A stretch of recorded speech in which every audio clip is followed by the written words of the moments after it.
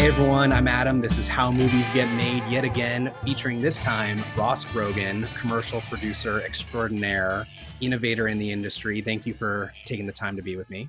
Thank you. Ross and I talk about some predictions for what commercials are going to look like post-COVID. And then we chat about how creators can use branding as a personal tool. Lastly, tips on building your team of collaborators. So what's your latest project that you've been working on? So I actually have a new company called Producing, and we are a business intelligence platform for media and entertainment. So we are actually bringing in more automation into budgeting, developing business tools to really help production companies accelerate their business. First question on that, how do you see people scaling down productions going forward, whether it's for health safety reasons or financial reasons? And then the second question, how is Produzen really going to help that goal? So one of the things that we've done in Producing is we've actually built out a Slack channel community. And right now we have over 350 producers within that Slack channel that are actually collaborating, working on best practices for dealing with Corona and kind of the uncertainty of our industry moving forward. You know, we're used to, on the commercial side, cranking out a production in 3 weeks with crews of 150 people or more. Paul Adley of FilmLA, who was on one of our panels recently, he talked about how we're going to be scaling up as a small production first, getting up to eventually back to normal. But when that normal is going to happen, we don't know. And if that normal is going to be when a vaccine hits or when we're able to really test and really follow the COVID around and make sure that it's not hitting our set specifically. Right. So that's imperative that you're putting together a community. There's Facebook groups and things like that too, but having a centralized space to really strategize and brainstorm is really essential. So that's really cool. We've been doing these really cool roundtables every Tuesday with about 30 producers that are sitting there and they're all stuck at home doing nothing because we can't produce. Right. So we're having these dialogues about how do we get back to work? How do you tackle craft service on a set? That's a totally new animal when you're talking about an infectious disease. And our next one coming up is about medics on set, how the role of a medic is going to be changing. So we're actually bringing on a couple of medics that we know here in LA and in New York to really dive into that dialogue. We have to think about simplistic things on set that change, like what's your nearest hospital? Back in the day, you just threw that on a call sheet. Now we have to look at that and go, well, can that hospital take anybody if they get sick or injured, or are they overwhelmed with COVID? So we have to look at things a little bit different. So it's going to be a challenge.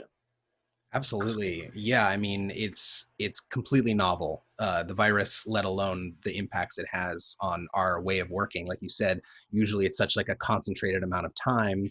You prep, you shoot, you wrap, you get the people you need together and they're all there doing it. But now we're going to have a lot more physical separation and whatnot and sanitary measures in place.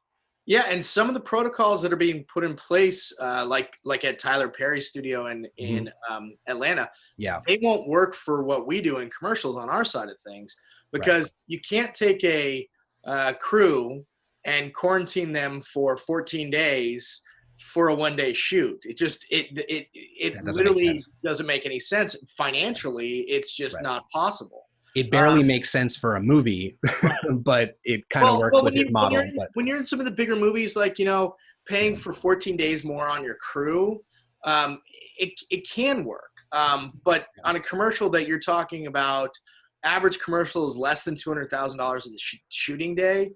That's paying for that entire crew for 14 days. It just isn't ever going to be feasible. Yeah, brands are not going to get on board with that as a necessity. They're going to probably want to gravitate toward more of a much scaled down approach, right? Yeah, which I think like a lot of what you're going to see coming up from brands is either, again, use footage of existing things, Zoom videos that we've seen already popping up from Budweiser to other brands jumping into it, or you're going to see animated, a lot of animation is going to be popping up.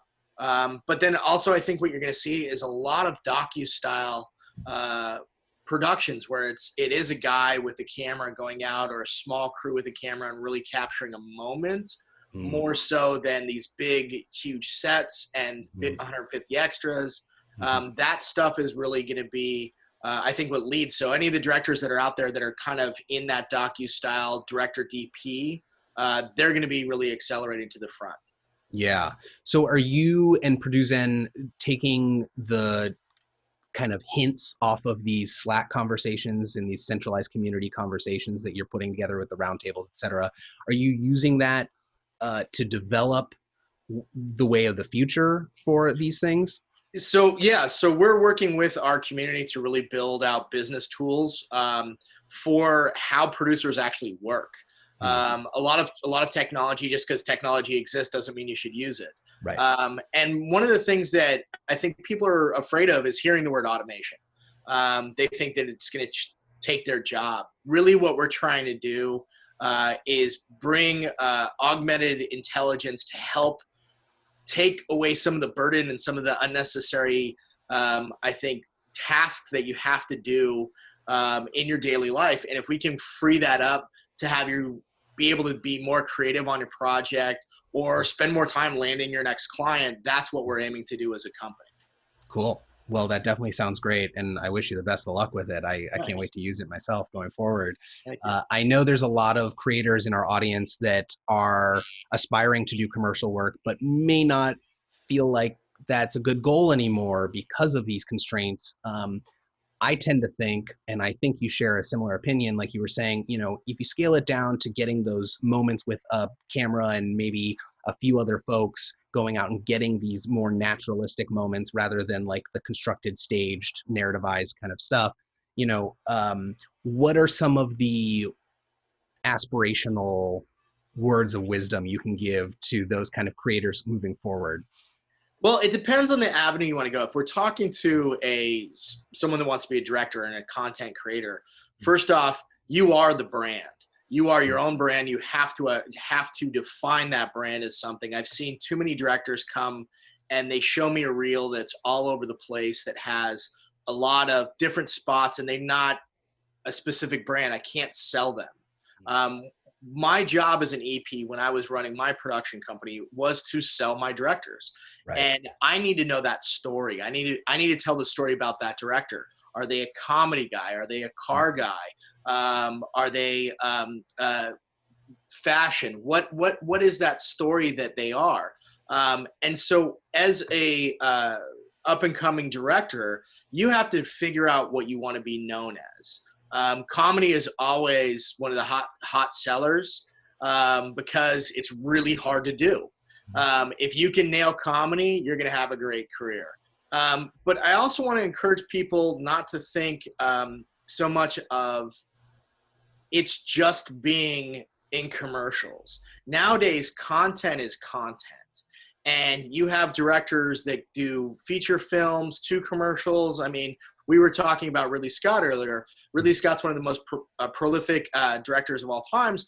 He also defined our industry on the commercial side with 1984, with Apple's 1984 that no one knew what it was about with Macintosh, and that was the brilliance of it. But what's interesting about that I personally really like about commercials is that if they're done well, you're telling an amazing story in 30 seconds and 60 seconds. And there are some really, really great storytellers out there that can do that. It is a challenge that is different than telling a long narrative or even doing episodic television. Doing a commercial well is a craft of its own that is just such, like when you see it all come together, I think it's something really special. Yeah, I definitely agree. And it might sound to some folks like, oh, well, then does that mean I have to pigeonhole myself? But to your point, not only does that type of storytelling apply to so many other formats, like Ridley Scott has gone on from commercials to do music videos, feature films, TV, etc. But the kind of work that you're able to present is just one kind of work you're presenting at one particular time, right? Like you can have that fashion reel, but also go out and make crazy short films too. I think one of the biggest challenges when selling a director is when you have an agency approaches us and we talk to them about what they want and we try to give them the director that fits within their creative that they've come up with. Right. And it's very frustrating sometimes when they're like, okay, we want a director that has shot a green apple. And you're like, cool, I've got this director, he shoots red apples all the time. And they're like, yeah, but does he shoot green apples? Yeah. And you're like, you have to be a salesperson as an EP to carry your agency over the line, to have them feel comfortable with taking a risk or challenging. Years back, I was doing a lot of work with actually Hasbro when we first started the company. They actually were a great tentpole client of ours when we were launching. And we got approached to do Monopoly, which was a really great rebranding for Monopoly. And I was like, oh, this is cool. I'm like doing what I was doing. I'm getting paid to do what I was doing when I was a kid, play Monopoly. Like it was a fun thing to go down. And they wanted to try to switch things up. And so we went out and we got an amazing director named Gil Green, who is a music video director. And he directs music videos like Lil Wayne and Puff Daddy or P. Diddy, whatever. Sorry, I'm old, so I can say Puff Daddy. But we took this gangster rap video director and we put him on Monopoly, and he killed it for us because he took this swagger to kids. All new Monopoly Millionaire, the first to 1 million wins. I wanna be a millionaire so very bad. So bad. Buy all of the things I never had. We did about 6 shoots with him over the next couple of years with Monopoly and with Hasbro. And we also did other projects with him too. And he's a really good friend of mine. Actually, one of my favorites is that we did a Red Stripe in Jamaica. With him. So traveling down to Kingston and spending some time down there shooting was really great. Being on that was the same director who did that Monopoly spot. Yeah. So again, you never know what's going to stick, right? Right. And you can find those moments that we were able to do that with Gil and sell him on that one because Gil has deep ties with Jamaica, and so we have the perfect director. So. You have to be careful about being pigeonholed to something. But if I can't sell you because you're not identifiable as anything, I'm never going to sell you. But there were directors that we had that definitely, people were not able to see outside of what they were known for. And that does become a problematic. And what directors can do and what a production company can do is if they believe that director or that director believes in themselves, they can go off and even late in their career do spec spots to show that they can do something else, to revamp their career, to show that they can go in a different direction. That is something that is always at their fingertips. It takes an investment, whether that's a financial investment or just sweat equity into it. But it takes that belief in yourself that you can go and do it, and then going off and doing it. Totally. And filmmaking and content creation, like you're alluding to, is so entrepreneurial these days, whether it's marketing your own content in a specific angle, like you're talking about, and crafting a reel for X expertise of yours or X type of content. But you went ahead as a producer and started your own production company. What were some of the decisions that you were facing at the time of starting Calvary Productions that kind of influence you to work with directors like that on like a roster basis? Well, it was interesting because I was coming up through production. I got started off as a PA. Actually, I got started off as a PA at RSA with Ridley Scott. Oh, nice. Years ago. But I was coming up through production, and I had landed as head of production at a certain production company. And the company failed. It was about 2009 with the economic downturn, and the company failed.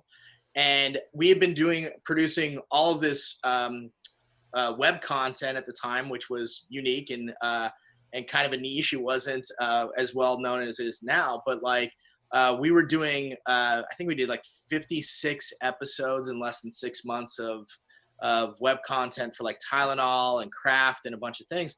And the director of photography that I was friends with, that I had brought into the company, he approached me and was like, let's go start a company. This company just shut down and all those clients are still out there and we were doing it anyways. Let's go do it. Mm-hmm. We landed Hasbro in a way that was also based off that company that I was working with before. the guy who was my job in New York at their office in New York, he had landed at Hasbro after the company had shut down. So I called him up and I was like, hey, I want to work with you. Here's this. And they had a small little $30,000 corporate video.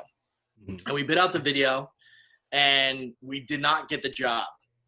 They turned us down. And I called him up and I was like, hey, like, I thought we were going to get this job. And he's like, yeah, I was triple bidding it, like, you knew. And like, my boss basically said he knows you're a new company and he was worried that if you guys failed, you guys wouldn't be able to like fix it. And so I was like, okay, well, he doesn't know us. And let me buy you guys a drink when you're in town with that other company to convince you why. And so I went and met them at the Montreal when they were in town. I showed up for one drink. I said, this is all the amazing things we're going to do for you. This is why you're going to want to work with us. And I bought that drink and I got up to leave. And they're like, you're not staying around for another drink? I know. I said one drink. And I told you I could convince you off of one drink. And I left. And they gave us the opportunity to do a $410,000 job. So we went from losing a $35,000 job to doing a $410,000 job. And basically, he also said that his job was on the line because he was taking the risk for hiring us. And we were like, great, this is amazing. We're going to go off and do this. And we realized that Hasbro doesn't pay up front, and we had to fund the whole thing ourselves. And so within 3 weeks, we had to raise around $300,000 to front the production. Wow. So that was terrifying. Yeah. We both, me and my business partner, gutted our bank accounts. He actually had his mom close out her 401k for 60 days where there wasn't going to be a penalty. I mean, we risked everything. Wow. And because usually when you're bidding a project, there's at least a percentage up front. We usually get anywhere between it on the bad end, it can be 25. On the good end, it can be 75% up front. But this was, they don't pay up front. So we had to fund it. But this was a moment as a company, was that make or break moment to kick you up to another level of production. Yeah. And so we went off and did that. And we didn't ever put in a plan B. There was never going to be a plan B. We were just going to nail plan A. We were going to go off and do it. And we killed it on the project. They talked about it for several years after it as the best production that they've ever done. And we landed a majority of their work. We basically started being Hasbro's West Coast office for all their production. And it was because we took a massive risk to do it and put ourselves out there. And I think that's what part of the entrepreneurial spirit is you have to put yourself out there and you have to take those risks. But you have to do so in the ways that you know you're going to land there, you know you're going to be able to do it, and you have to believe in yourself to go do it. So that's kind of how we got started. And then we built the company. I bought my business partner out a number of years later, but we built the company up and to eventually be working with brands like Nike, Alfa Romeo, Lexus, and a number of other brands that were top tier brands and top tier agencies as well. That's a really cool story. And, it really speaks to knowing what you are capable of. Like you're saying, like you had been ahead of production, you had been through the ringer as a PA, all that experience benefited you to know that you could execute this. And it would be the same thing for any sort of creative who's selling their work on their own, but there are a lot of creators who are newer and do need the guidance of someone like yourself. There's a lot of one-man bands, and one-woman bands, but there is a lot of utility that comes from working with a collaborator. And you've been that collaborator for a lot of directors over the years, whether it's at those companies that you were working for or your own. What are some of the more entrepreneurial stories you've seen from them? I think some of the things that I love are some of the younger directors on just their drive. When you get around someone that is really creative and really trying to push, you can recognize it. And that is what I think one of my favorite things with a director and working with a director. We had a director, Travis Honor, who was on our roster he was a fantastic sports director. And he put together the most beautiful treatments. And treatments are basically decks that help sell the director's vision of what the agency creative is.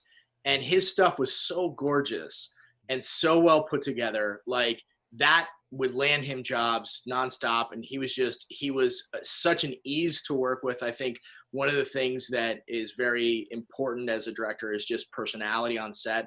The easier you are to work with, the more people want to work with you. The days of being an asshole director and raging at people are kind of dead. Yeah. But like the 80s have come and gone. Yes, exactly. But like, having directors that have great talent and great vision, that you feel a part of a team when you're on set with them, and there's a different energy when everything's running smoothly and the team is running well. We had an up and coming director named George Ninehouse that he was really great because he also put together really talented people around him. One of the things that I've seen is that, a director might be a great director, but if they're working with their buddy that is a really crappy DP, they're going to be really crappy content that they're putting out. Right. So George was really great because he was going after DPs that were that a lot of people might be like, hey, I'm not sure if I should reach out to them. He was going after good talent and surrounding himself with good talent, and his producers were good talent. Like that kind of mentality of who you build around you should elevate you. Like they should bring and lift you up. Even as a director, you got to be humble in that sense. You got to be humble to go, I want to work with a DP that is going to shine, that is maybe going to shine a little bit brighter than I, but it will bring me up to his level. Like if you can do that mentality, I think it helps you elevate your content for sure. And you've proven to put good teams together over the years.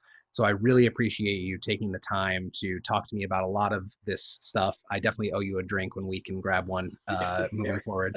And but yeah, this has been How Movies Get Made. Ross, how can people find more about you and your work? Sure. You can go to producen.com, which is PRODUZEN.com. And there you can sign up for the community and join the Slack channel. Awesome. I'm going to do it right now. All right. Thanks for your time, Ross. I'll talk to you later. Thank you. Talk to you soon.